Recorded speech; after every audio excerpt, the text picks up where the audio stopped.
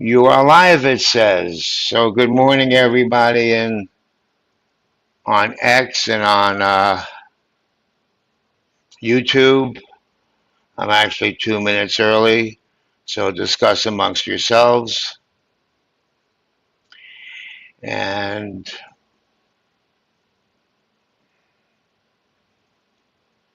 for those of you that don't know, I did a little subscriber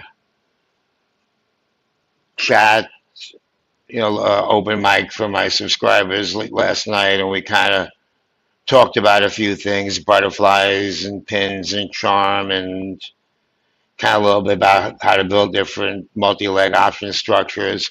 But we also talked about the daily plan, which we're going to get into. And it's pretty much following just the way we spoke about. I'm going to wait another minute or two, and then I'll kind of get right into it. But we had that 20, 25, 30, 35 big inflection mess fly looking thing. And then heading right back. It's kind of the same story every day, rinse, repeat. If you're a TA type person, we have a gap fill sort of thing here. If we want to look from Friday, well, it's not going to fill yet, but Friday we have a gap fill to 60. Let's get back to here.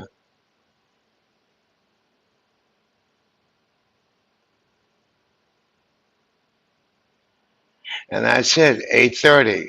Okay, so take two. I started a couple minutes early, but if you guys are tuning in now at 8:30, welcome my daily plan. And I'm going to go over some of the things that we see here.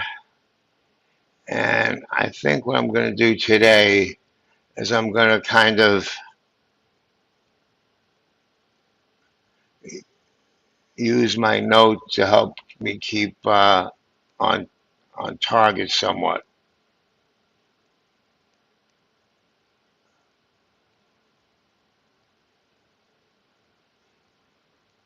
If I could find an easy way to pull it up, which I can't. One day I'll have it all figured out. Okay, so let's start off with what's going on right now. So Friday we topped out here we closed at 62.60. We had a little charm pin battle over here. We played some pinball. That was fun. The week was a bit of a give back consolidation.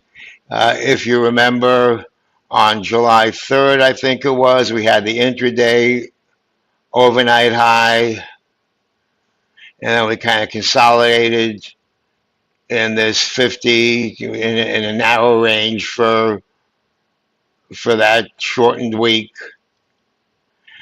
Then I forgot what pissed the market off, but on Monday we probably Trump tweet or something. We kind of had that undercut of 6,200 with the quick reclaim and going back to this 30 area, 25-30 area, closing at 35-ish. And that's kind of been the feature for a while now.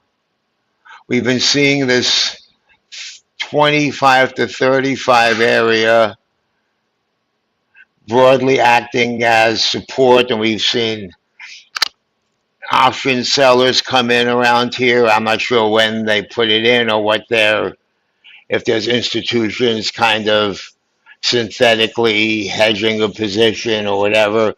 But this seems to be, and I said it last week too, this seems to be where we're kind of staking a line in the sand.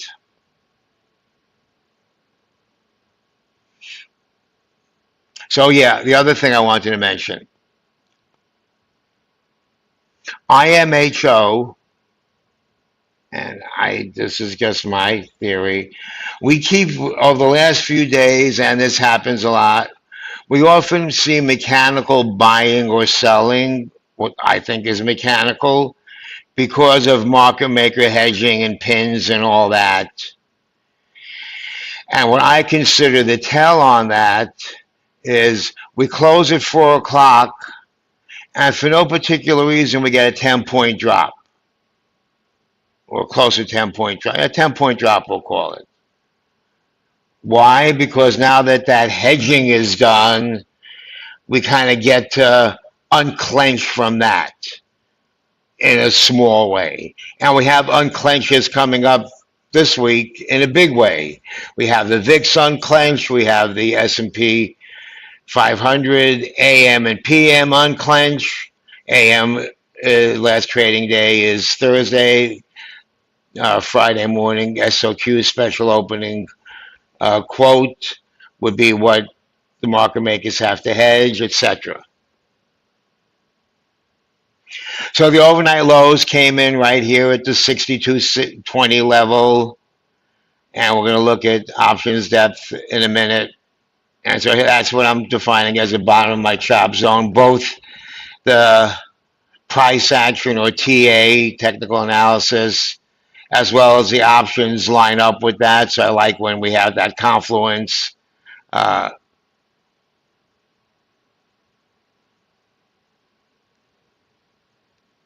Okay, so of course it was mechanical selling, algos kind of react to that sort of automatically. And we've seen this again all week, last week, recently. Mechanical algo selling on the headline, and then real time it kind of drifts back up. Now, also what I believe happens is, while there's not a lot of overnight hedging, they're not going to hedge every move, whatever. There has to be an adjustment, especially for the larger positions, between the close here and the open here.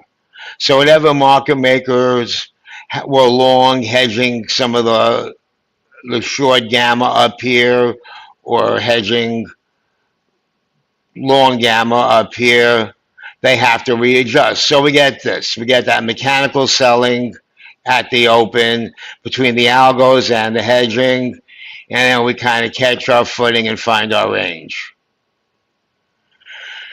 And then once that's done, we just kind of have the overnight action, and we get buyers step in where we would expect them, both from a price action point of view at the overnight low, as well as from a options point of view, from a market maker hedging point of view.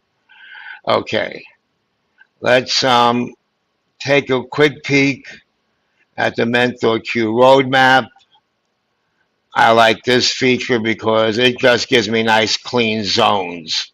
I like to think in zones. I don't draw my lines with a fine tooth, not a fine tooth, a fine line marker.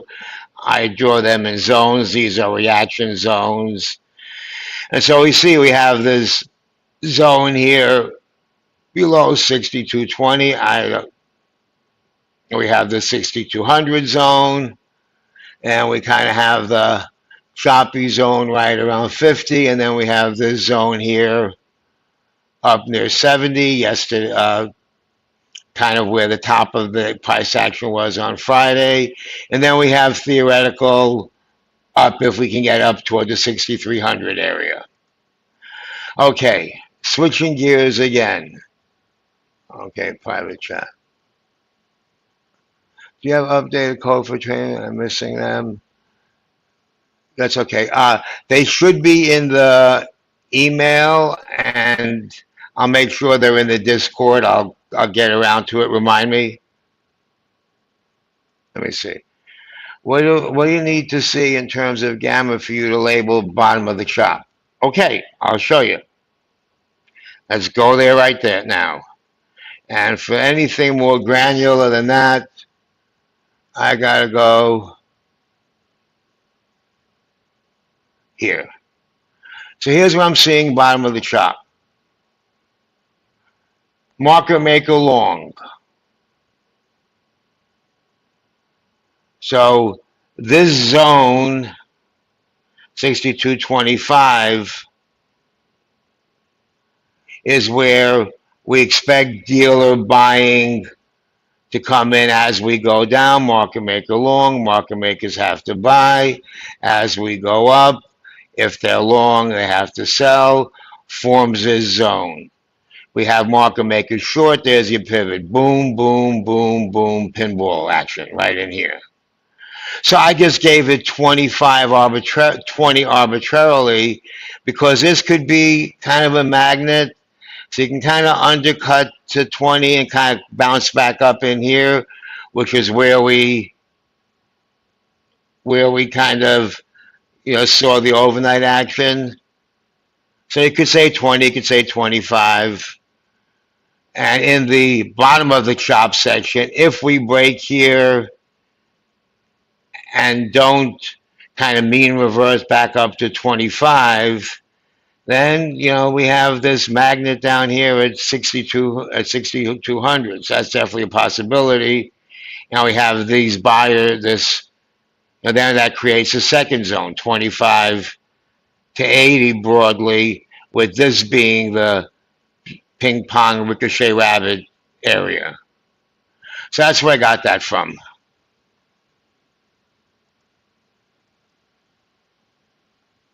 That's where I got that from. Okay. Now, let's get to my point about volatility compression. I forgot what the realized volatility was, but it's been really low, like kind of historically low. Even though we have intraday moves of 40, 50, and we have these days of big moves, somehow it doesn't realize. And we have 16 has kind of been that level. Now this week we have a little bit of volatility coming back in. If we just kind of look at oh shit, what happened? We had 16s and 17s here before it's already come in. So let's go back to over here. And what should we look at to illustrate this? Let's go to my boys Gamma Edge, and we'll take a look at Mental Q because I like the way their VIX thing is also. So I'm looking now at VIX, the VIX complex. This is Gamma Edge, and Paul Duncan, the founder. Days we just have to organize it. He's just back from Japan on July 5th or something. One of my Gamma mentors, one of many. Okay, so what do we see here? We have all this open interest here at 1750, was it 1700, 1750? And with VIX, we can pretty much assume that these are puts that were bought. I bought some.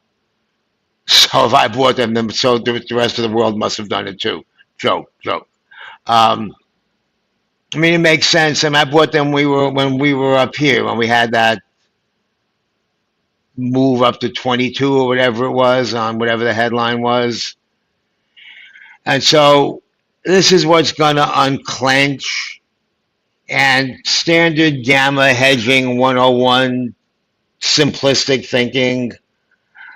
Market makers are short. Market makers are short the VIX futures against these puts.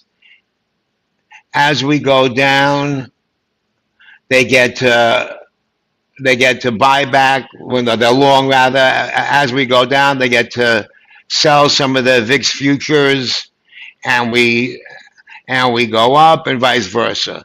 So as we go over here, then this unclenches, and market makers buy VX. I guess I have to reverse it because it's okay. They have to buy VX, which kind of creates, obviously VIX goes up and then it cascades over.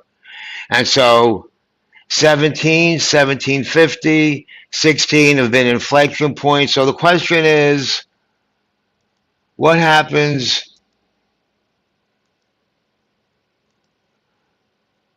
at the next VIXpiration? So this is gone on Tuesday, Wednesday. We have 1750 becomes the next area of interest to be buried under. Vol gets somewhat compressed over. They start to buy, and we form this new zone here up until around 19, 19 and a half. Over 19 and a half, we enter this area where then VIX is going to be expanding.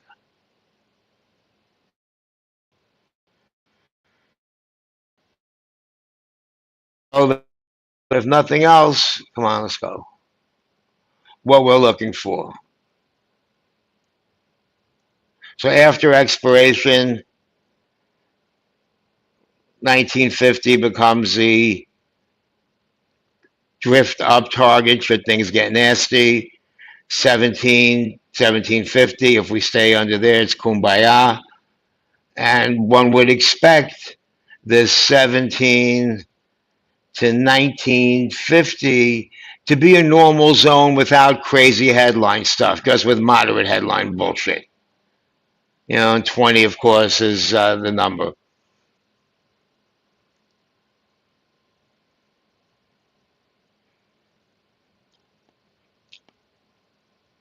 Hey, Raj.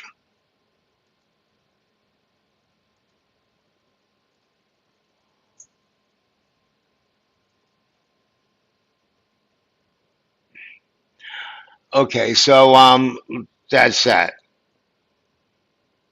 So expected move for this week when I looked before was 86 points. We have VIXpiration, we have CPI, which is where we seem to have the biggest volatility expansion. If you look at the intraday, if you compare them, I'm not sure what's bleeding in somewhere. Oh, let me mute this here.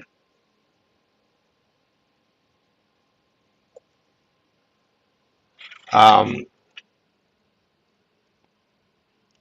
so I don't know, 86. Do we just kind of stay in this range this week? Could be. And so as of Friday, here was the expected move. And this is a Theo trade indicator that I got from their website. They have it free, so I feel morally okay to give it to my subscribers free. I threw it in the resource channel somewhere. I'm not going to give out stuff that's proprietary, but if something that was free on the internet when I got it free, then I have no problem sharing that with people. I think they share that free because it's part of their marketing, obviously. Okay, so 63.50 on top, which makes sense, and we're going to take a look at that in a minute. And the bottom is a 6170 area that kind of keeps coming up. That was an overnight low at some point. I think like the 10-day low was down there somewhere.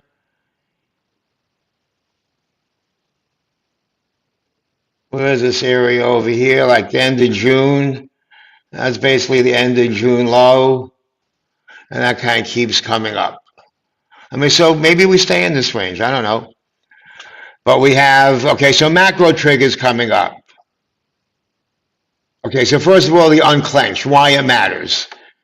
Shakes free the dealers for the compression from the hedging flow. We tend to have range expansions after these things.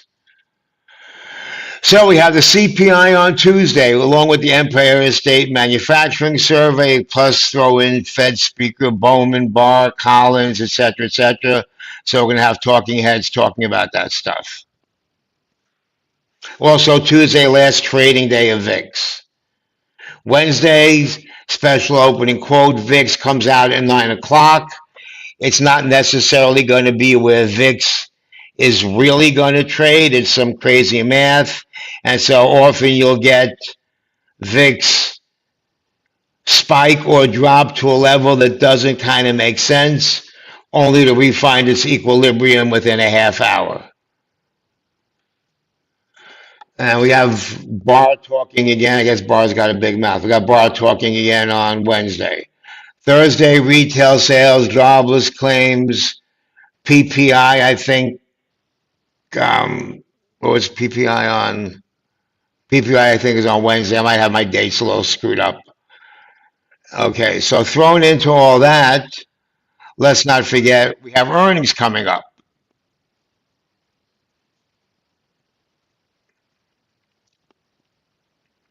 We have bank earnings coming up on the 6th, starting the 16th. And so whatever the macro read through on that is going to be. Um, so we have options market unclench kind of stuff. We have volatility seemingly muted. We have macro PPI stuff. We have Trump tariff stuff going on. Oh, we have Russia announcement. And so with all that, there's a lot packed into this week. A lot packed into this week. All right, I'm going to look at a couple more things real quick.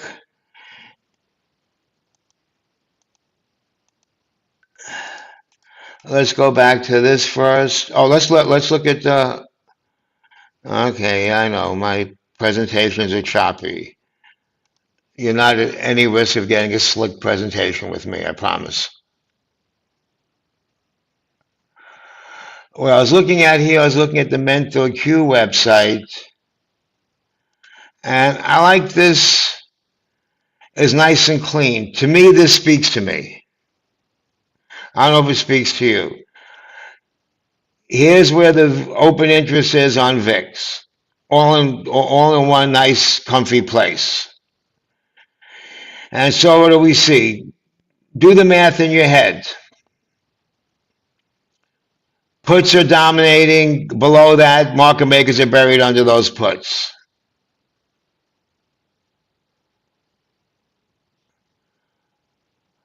Over here, put delta outweighing call delta. And so kind of this 1850 was this, that's kind of where we inflect. And here it starts going up and up. But we're coming from buried underneath those. So that's what's important to remember. Yeah. There's a new app. Is this the app that I'm using, or is there a new app?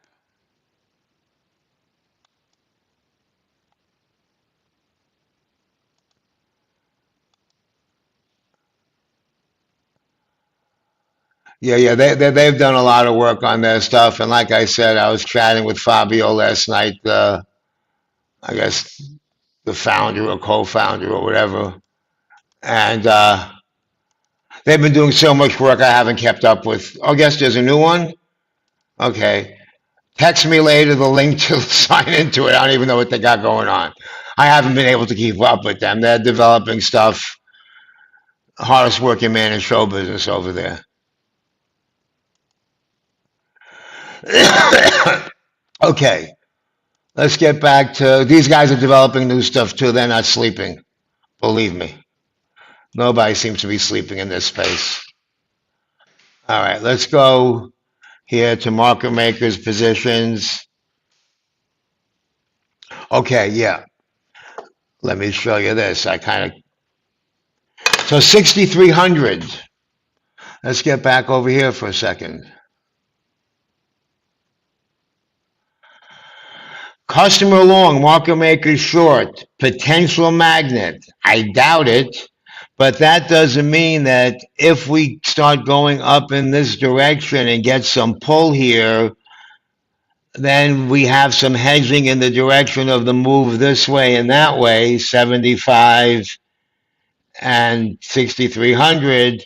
Not that we're going to get there, I doubt it, but that's still a feature that matters. And then up above here, we have, these sold options up here, market maker long, that kind of has a suppressive effect. And just to repeat my mantra. Now we're going to use this zone as an example, not that we're getting there necessarily.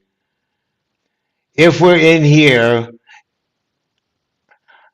and perfect, we have this market maker short at 6,200. So if we're below 25, that 20, there's a magnet pull toward 200, but at the same time, there's flows from here pushing it back up. You just have to be able to imagine how the flows are working.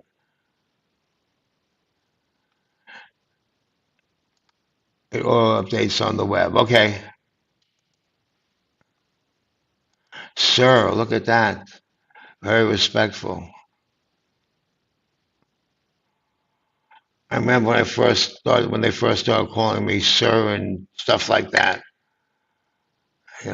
Internally, I'm like, I don't know. Part of the self-identity kind of gets coalesces around some high school memories, some college memories, some early career and early marriage memories.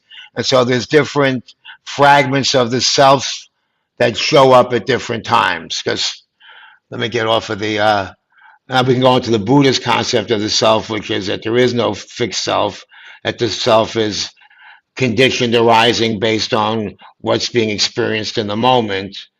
But we're going to stay away from that for today.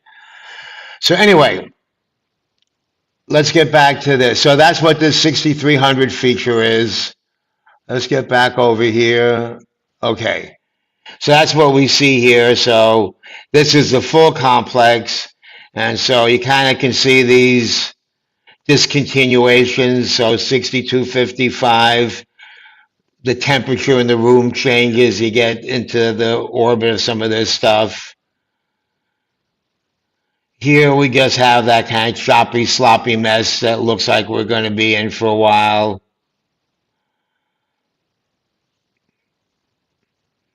And we have this, no point in seeing that stuff all the way down there. Let's just kind of stay within the realistic range. And here's our realistic range. There's that 10 that I showed you, that kind of magnet area. And then, so what happens if we, let's just say, break 6,200 magnet down to here, then we kind of revert back up toward this area, 6,200. Path of least resistance, 6,210, 6,200.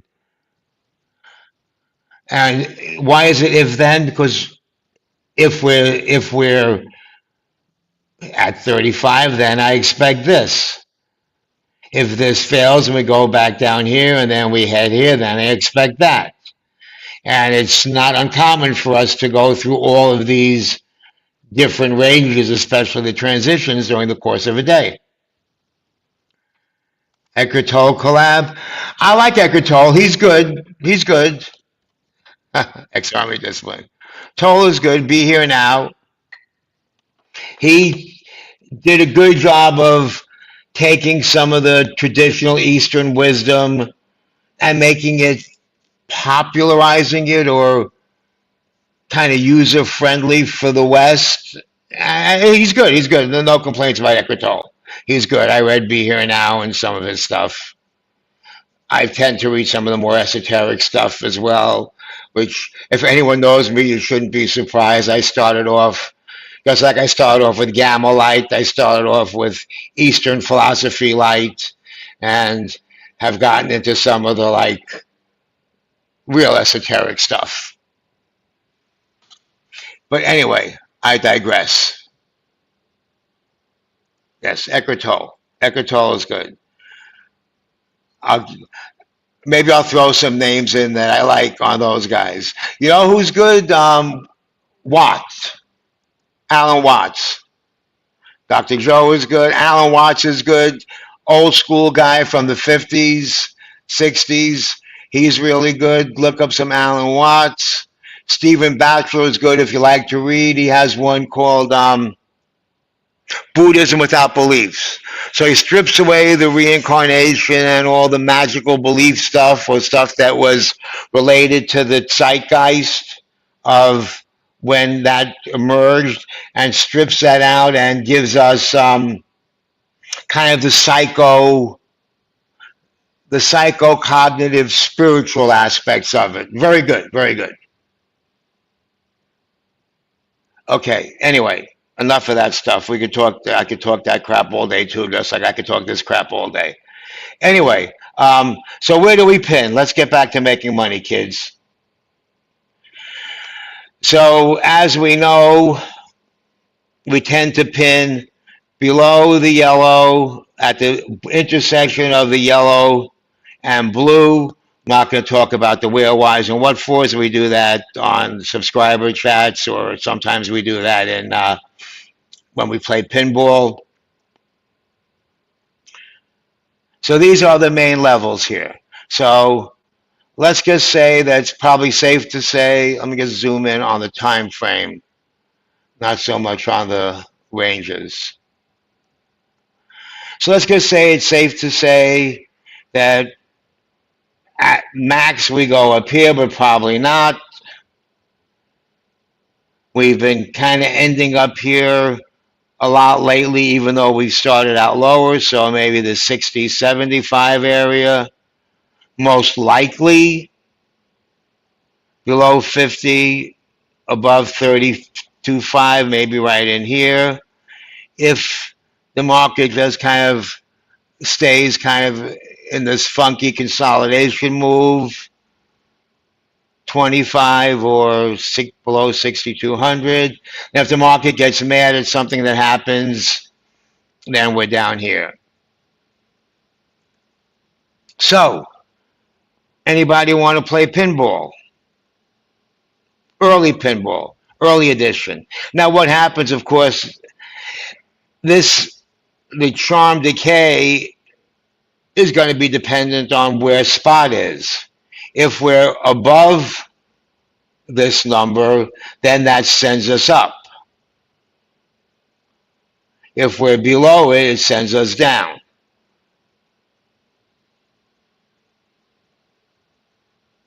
Okay, no one wants to play pinball. Okay, 9 o'clock, I'm going to actually call it,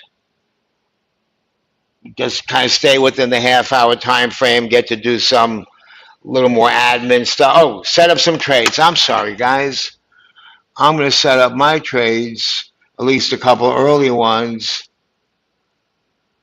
So this was one that I did on Friday based on the expected move, just one for science, not a, this is my little baby account, my little IRA from like some job I had once upon a time. I was a something or other at a hospital for a while, and part of the hospital thing, I didn't stay at that job too long. They gave me a 401k with Fidelity or something, and I took the little money and I put it into this IRA. I moved it a long time ago, and I just screw around with it. And so here I'm just putting in my buy to close. I'm not that guy that leaves trades to expire worthless ever. Ever. Okay, so when we looked at the, I'm thinking out loud here. That's Monday. When we looked at the heat map and stuff, depending how aggressive we want to be, how aggressive I want to be, you can be as aggressive or as conservative as you want. Let me go back here.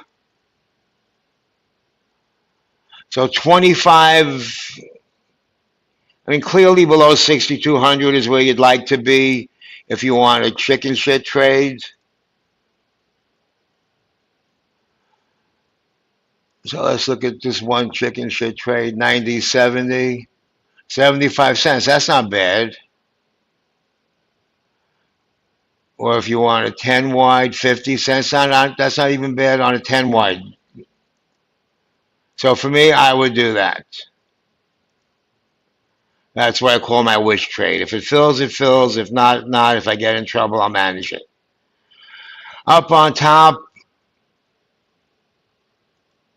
I think that's a pretty good guess. That's basically flat to Friday's close. So I might want to say we don't quite get flat, maybe 55.50-ish.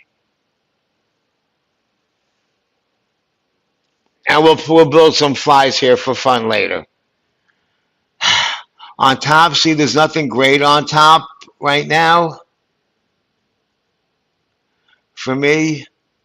And, during the day, my subscribers, I put in my, not investment advice. It's a trading room, so I trade. And you can watch me trade. I put my trades in. You can watch each other trade. Everybody puts their trades in, and we collaborate and we discuss. So, I mean, the 75, I don't want to get near that. Because remember, we had that market maker long, market maker short, customer long. But if I can get 45 cents there to start, I'll take that, call that a wish trade. So now let's talk about, I'm going to talk about fly real quick. I like to put in a cheapo fly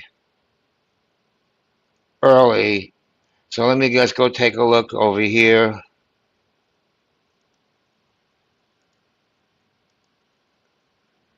So cheapo fly, but it's not going to be a cheapo right now. A pin right around 45.40. So let's see what I can get there.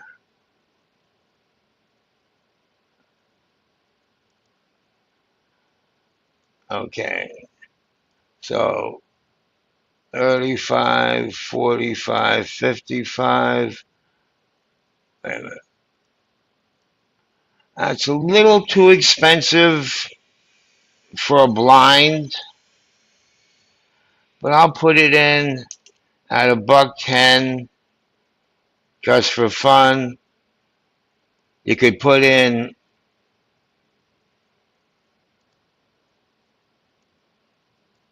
something like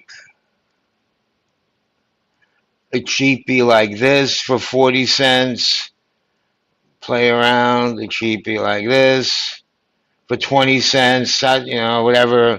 Play around with some of those. Now, for the one on top, for the 60,